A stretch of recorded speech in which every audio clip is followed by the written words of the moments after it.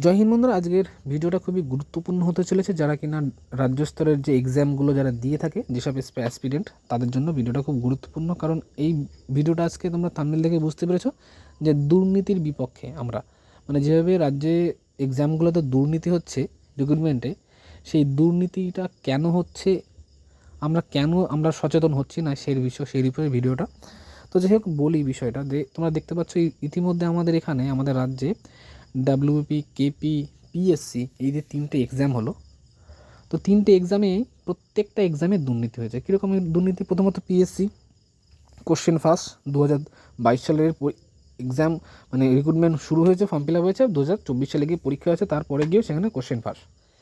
দ্বিতীয়ত WP lady constable, সেখানে কয়েকজন মেয়ে যারা কিনা পিলি পাস করেনি, তাদের ফাইনাল প্যানেলে টপ 10-এর মধ্যে তাদের স্কোর চলে গেছে।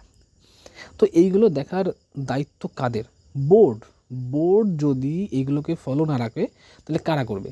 সেই জিনিসটা স্টুডেন্টরা দেখিয়ে দিচ্ছে যে এখানে দুর্নীতি হয়েছে। যারা পিলিতে পাস করেনি তারা ফাইনাল প্যানেলে তাদের নাম চলে গেছে। আর তো প্রথমত আমি বোর্ডের একটা গাফিলতি এখানে দেখতে পাচ্ছি, যেটা কিনা তাদের এই দিক থেকে সচেতন হওয়া উচিত। আর এই সচেতনতাটা ওরা যদি না করে তাহলে তো আমাদেরকেও তো আমাদের জায়গাটা, তো আমাদের হাতটা তো আমাদেরকে ছিনিয়ে নিতে হবে, তাই না? তো আমি তোমাদের একটা এক্সাম্পল দিই। অন্যান্য যে রাজ্যের যে পরীক্ষাগুলো হয়, যেমন রিসেন্টলি ইউপি পুলিশের একটা পরীক্ষা হয়েছে ইউপিতে, যেখানে কোশ্চেন ফাঁস হয়েছে এবং তারা আন্দোলন করেছে, টুইট করেছে, এবং সেখানে কি হয়েছে, তাদের পরীক্ষাটা কিন্তু ক্যান্সেল হয়ে গেছে। এবং আবার দ্বিতীয়বারের জন্য কিন্তু পরীক্ষার ডেট কিন্তু তাদের দিয়েছে, যেটা কিনা আমাদের রাজ্যে কোনো দিনই হয়নি। কারণ আমাদের রাজ্যের যেসব বড় বড় স্যাররা আছে, বড় বড় যেসব ইউটিউবাররা আছে, তারা কোনো দিন এক না। প্রথমত বড় বড় যে স্যার যারা আছে, বড় বড় যেসব এডুকেশান চ্যানেল আছে ইউটিউবে, তাদের একটাই টার্গেট, সেটা হলো তাদের কোর্স বিক্রি করা।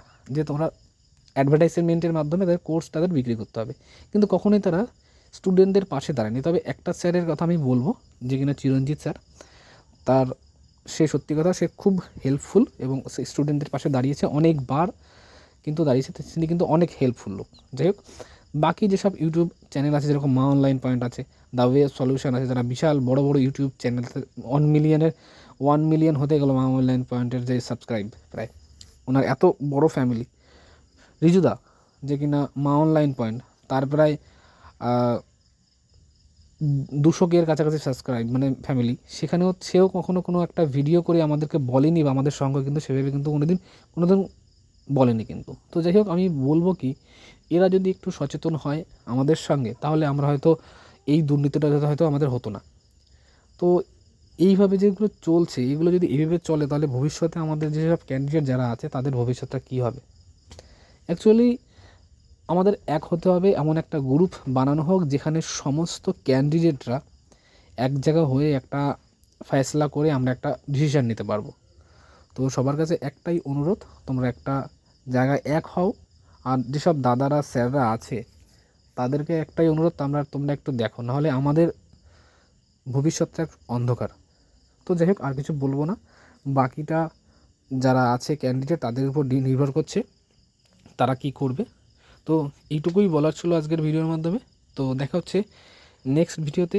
আর তোমরা যদি কমেন্টস করো, তাহলে একটা গ্রুপ বানানো হবে যেখানে সমস্ত ক্যান্ডিডেট আমরা এক জায়গা হব, এবং একটা নির্দিষ্ট আমরা কিন্তু ডিসিশন নিতে পারবো।